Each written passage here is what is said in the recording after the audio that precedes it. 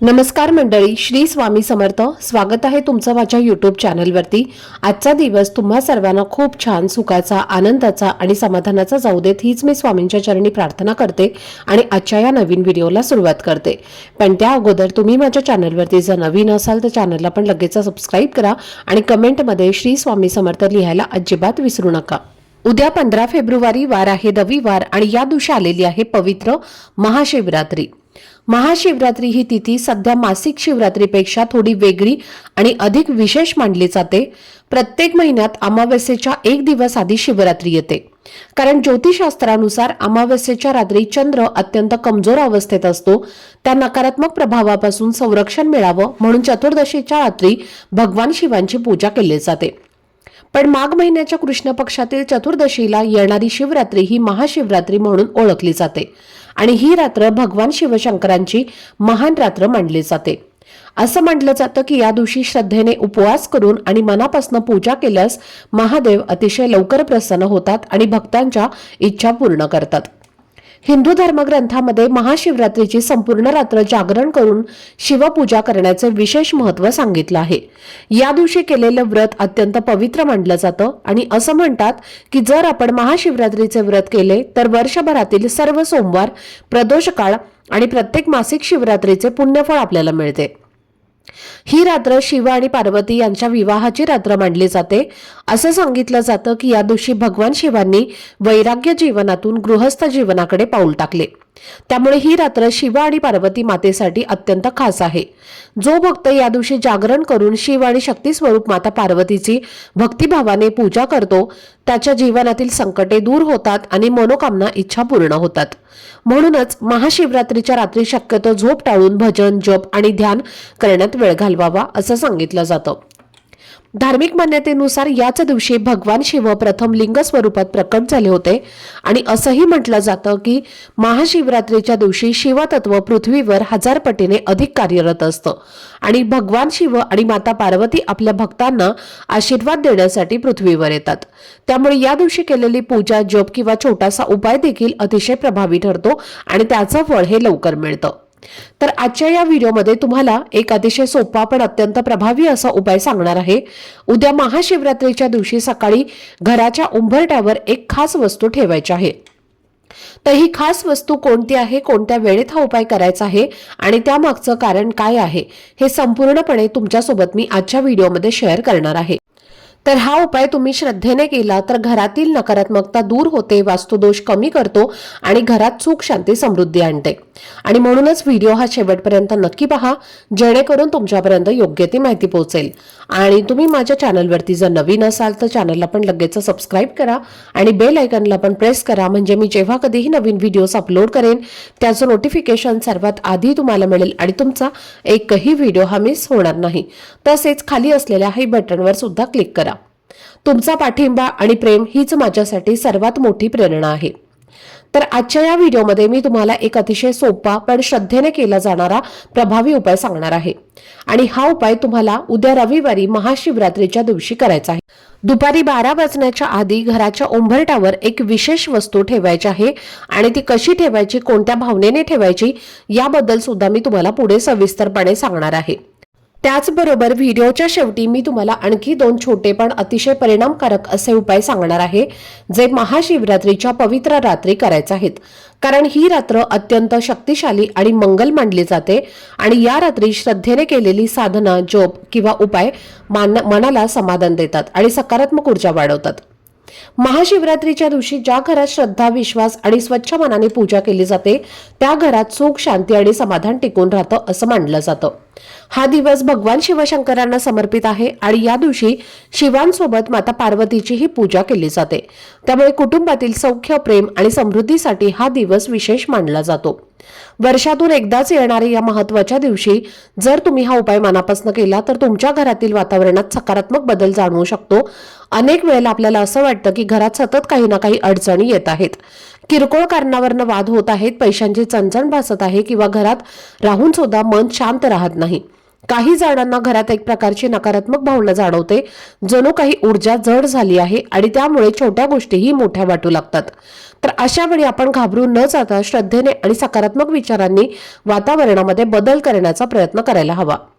महाशिवरात्रीचा दिवस हा विशेषतः तिची रात्र ही आत्मचिंतन, प्रार्थना आणि सकारात्मक संकल्प करण्यासाठी खूप चांगली मानली जाते. या दिवशी केलेला छोटासा उपाय देखील आपल्याला मानसिक आधार देतो, मनात विश्वास निर्माण करतो आणि घरात शांततेची भावना वाढवतो. त्यामुळे जर तुमच्या घरात सतत तणाव, अस्वस्थता किंवा अडथळे जाणवत असतील तर उद्या महाशिवरात्रीला हा उपाय नक्की करून पहा. पण तो करताना मनात श्रद्धा, कृतज्ञता आणि चांगला संकल्प जरूर ठेवा. लक्षात ठेवा, कोणताही उपाय हा फक्त वस्तूमुळे काम करत नाही, तर आपल्या मनातील विश्वास, सकारात्मक विचार आणि देवावरची श्रद्धा यामुळे त्याला अर्थ प्राप्त होतो. म्हणून हा उपाय करताना मन शांत ठेवा, भगवान शिव आणि माता पार्वतीचे स्मरण करा आणि आपल्या घरासाठी सुख, शांती आणि समृद्धीची प्रार्थना करा. जर तुमच्या घरात सतत पैशांच्या अडचणी येत असतील, कितीही पैसा आला तरी तो टिकत नसेल, एखादा छोटा मोठा व्यवसाय मनासारखा चालत नसेल किंवा मेहनत करून सुद्धा अपेक्षित यश मिळत नसेल, तर अशा आर्थिक तणावामुळे घरातील वातावरणही बिघडत जाते आणि मनात सतत चिंता राहते. पण अशा वेळी घाबरून न जाता श्रद्धेने आणि सकारात्मक भावनेने केलेला एक छोटासा उपाय देखील मनाला आधार देऊ शकतो आणि परिस्थितीकडे पाहण्याचा दृष्टिकोन बदलू शकतो. तर असं म्हटलं जातं की महाशिवरात्रीच्या दिवशी मनापासून प्रार्थना करून आणि योग्य भावनेने केलेला उपाय घरात सौभाग्य आणि भाग्याची साथ घेऊन येतो आणि माता लक्ष्मीची कृपा घरावर राहावी अशी भावना ठेवून केलेली साधी पूजा देखील कुटुंबासाठी शुभ ठरते. जेव्हा घरात सकारात्मक ऊर्जा वाढते तेव्हा निर्णय सुद्धा योग्य घेतले जातात, कामात लक्ष लागतं आणि प्रगतीचे मार्ग हळूहळू खुले होत जातात. त्यामुळे मुलांच्या शिक्षणामध्ये सुधारणा दिसू शकते, पतीच्या कामात स्थिरता येते आणि घरातील प्रत्येक सदस्याला आपल्या प्रयत्नांचे चांगले परिणाम दिसू लागतात. कधी कधी काही कामं अडकून राहतात, कितीही प्रयत्न केले तरी ती पूर्ण होत नाहीत. पण काही खास दिवस असे असतात जे आपल्याला नव्याने सुरुवात करण्याची प्रेरणा देतात. महाशिवरात्र हा सुद्धा तसाच एक अत्यंत महत्त्वाचा आणि पवित्र दिवस मानला जातो. आता हा उपाय करण्यासाठी आपल्याला उद्या सकाळी लवकर उठायचं आहे. उठल्यानंतर स्वच्छ स्नान करायचं आहे. घरातील प्रत्येक व्यक्तीने आंघोळीच्या पाण्यामध्ये चिमूटभर काळे तीळ, थोडंसं गंगाजल टाकून स्नान करायचं आहे आणि त्यानंतर स्वच्छ कपडे परिधान करून सर्वप्रथम आपल्या देवघरातल्या देवांची विधिवत पूजा करून घ्यायची आहे. देवघरामध्ये शिवलिंग असेल तर शिवलिंगाची पूजा करून घ्यायची आहे. शिवलिंगावरती अभिषेक करायचा आहे. त्याचबरोबर पांढरी फुलं, बेलाची पानं अर्पण करायची आहेत. धूपदीप अगरबत्ती लावून वातावरण हे प्रसन्न करायचं आहे आणि त्यानंतर तुम्हाला हा उपाय जो आहे तर तो करायचा आहे. हा उपाय करण्यासाठी तुम्हाला सर्वप्रथम एका तांब्यामध्ये थोडंसं पाणी घ्यायचं आहे. त्या पाण्यामध्ये तुम्हाला चिमूटभर हळद आणि थोडासा भस्म टाकायचा आहे. जर तुमच्याकडे भस्म नसेल तर आपल्या देवघरामध्ये जे आपण अगरबत्ती लावतो त्याची जी विभूती असते तर ती सुद्धा तुम्ही टाकू शकता. त्यानंतर हे पाणी आपल्या घराच्या मुख्य दरवाजाच्या उंबरट्याच्या बाहेर शिंपडायचं आहे आणि एक स्वच्छ कपडा घेऊन तुम्हाला ते पुसून काढायचं आहे. त्यानंतर उंबरट्यावरती तुम्हाला सर्वप्रथम हळदीचं लेपन करून घ्यायचं आहे.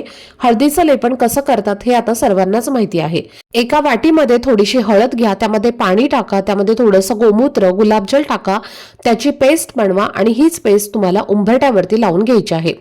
उंबरठा हळदीने तुम्हाला सारवून घ्यायचं आहे आणि जर तुमच्याकडे गोमूत्र असेल किंवा गुलाबजल असेल तर ते तुम्ही या हळदीची पेस्ट बनवताना टाका. नसेल तर तुम्ही स्किप केलं तरीही चालेल. उंबरठ्यावरती हळदीचं लेपन केल्यानंतर तुम्हाला सर्वप्रथम एक तुपाचा दिवा तिथे प्रज्वलित करून घ्यायचा आहे. एक दिवा घ्या, त्यामध्ये शुद्ध गाईचं तूप घालायचं आहे. जोडवात कापसाची लावायची आहे आणि त्यानंतर हा दिवा जो आहे तर तो तुम्हाला जेव्हा तुम्ही बाहेरून घरामध्ये प्रवेश करता तेव्हा जी उजवी साईड असणार आहे तिथे थोडेसे तांदूळ ठेवून त्यावरती हा दिवा तुम्हाला सर्वप्रथम प्रज्वलित करून घ्यायचा आहे. त्यानंतर तुम्हाला तांदळाचं पीठ घ्यायचं आहे. जर तांदळाचं पीठ तुमच्या घरामध्ये नसेल तर थोडेसे तांदूळ जे आहेत तर ते मिक्सरमध्ये बारीक करा आणि त्याचं पीठ जे आहे तर ते तुम्हाला तयार करायचं आहे. आणि त्यानंतर तुम्हाला तांदळाच्या पिठाने तुमच्या उंबरट्यावरती जिथे तुम्ही हळदीचं लेपन केलेलं आहे तर त्या उंबरट्याच्या मधोमध तुम्हाला एक त्रिशूळ काढायचा आहे. तांदळाच्या पिठाच्या मदतीने तुम्हाला हा त्रिशूळ काढायचा आहे आणि त्यानंतर डाव्या साईडला तुम्हाला ओम काढायचा आहे आणि उजव्या साईडला स्वस्तिक काढायचं आहे. हे स्वस्तिक आणि हे ओम सुद्धा तुम्हाला त्या तांदळाच्या पिठानेच काढायचं आहे. आता तांदळाच्या पिठाने का काढायचं आहे तर पहा, महाशिवरात्रीच्या दिवशी तांदळाला खूप जास्त धार्मिक महत्त्व आहे.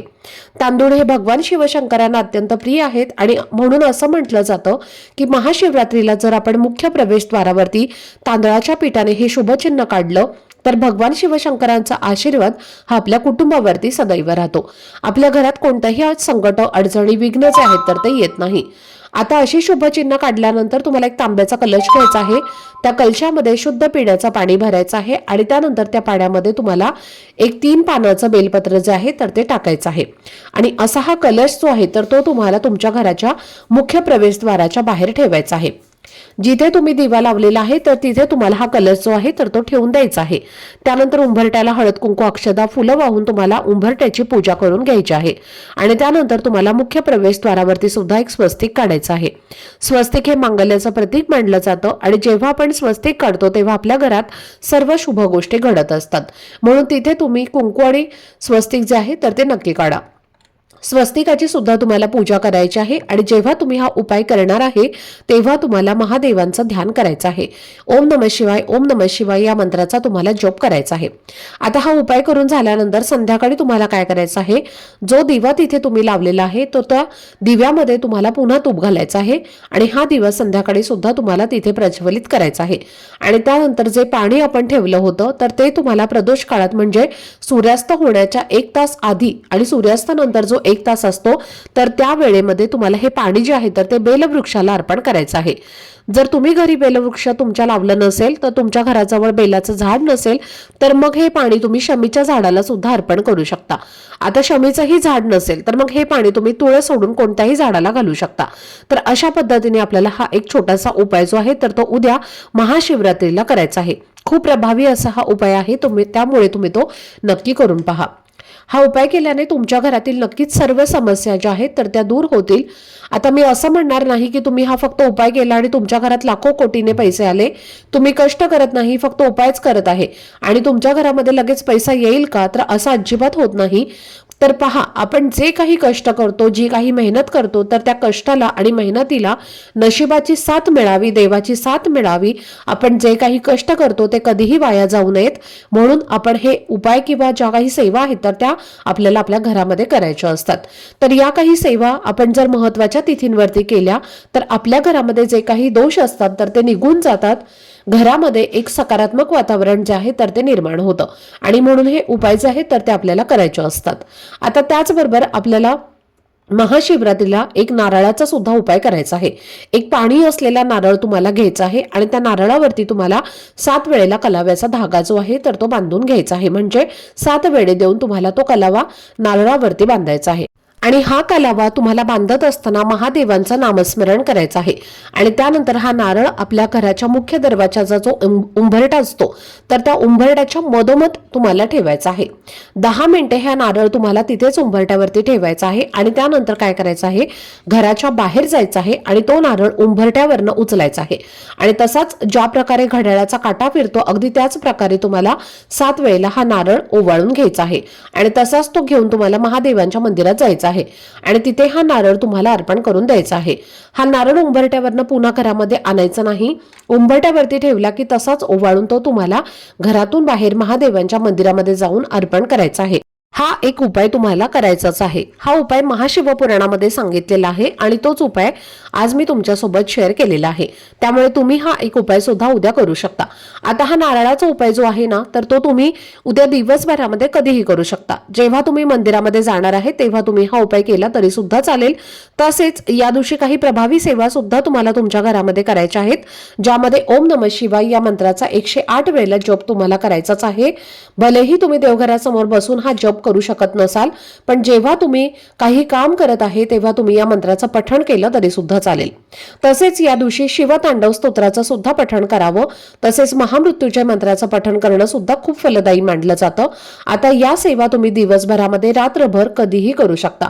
त्याचबरोबर या महाशिवरात्रीच्या दिवशी घरातील पैशांच्या आर्थिक समस्या दूर होण्यासाठी, आर्थिक सुख प्राप्त करण्यासाठी महाशिवरात्रीच्या रात्री उत्तर किंवा पूर्व दिशेला तोंड करून रुद्राक्षाच्या माळेने ओम उमा महेश्वराय नमः या मंत्राचा 108 वेळेला जप करा. ज्यामुळे घरामध्ये आर्थिक सुख जे आहे तर ते प्राप्त होते। तसेच या दिवशी इच्छापूर्तीसाठी तुम्हाला शिवलिंगावरती 108 तांदूळ म्हणजे अक्षदा जे आहेत तर त्या अर्पण करायचे आहेत आणि आपली इच्छा व्यक्त करायची आहे। जर तुम्ही हा उपाय केला तर तुमच्या मनातील कितीही कठीणातील कठीण इच्छा ही नक्कीच पूर्ण होईल। हा उपाय सुद्धा तुम्ही दिवसभरामध्ये कधीही करू शकता। फक्त उपाय करण्यासाठी जे तांदूळ तुम्ही वापरणार आहेत तर ते अखंड असायला हवेत, कुठेही तुटलेले फुटलेले असे तांदूळ घेऊ नका। अखंड 108 तांदूळ तुम्हाला घ्यायचे आहेत आणि ते तुम्हाला शिवलिंगावरती अर्पण करून तुमची इच्छा तुम्हाला व्यक्त करायची आहे।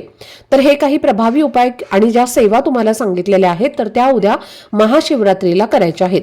जितक्या जमेल तेवढ्या सेवा करा, सगळ्याच केल्या पाहिजेत असं काही नाही, वेळ मिळेल तेवढ्या सेवा तुम्ही करू शकता। तर ही अत्यंत महत्त्वाची माहिती मला तुमच्यासोबत शेअर करायची होती।